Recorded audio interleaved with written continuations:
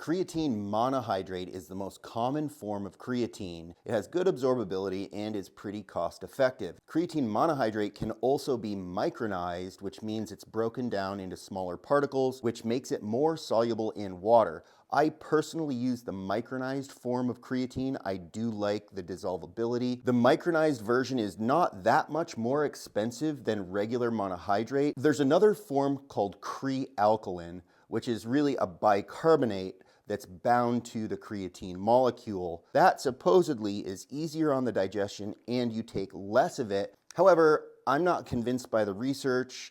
I don't have digestive issues with the monohydrate, especially the micronized version. So for me, it's not worth the money. Creatine HCl is bound to the hydrochloric acid molecule, which supposedly helps with digestive comfort and absorbability. Again, there's a lot of these claims where it's more absorbable or you take less.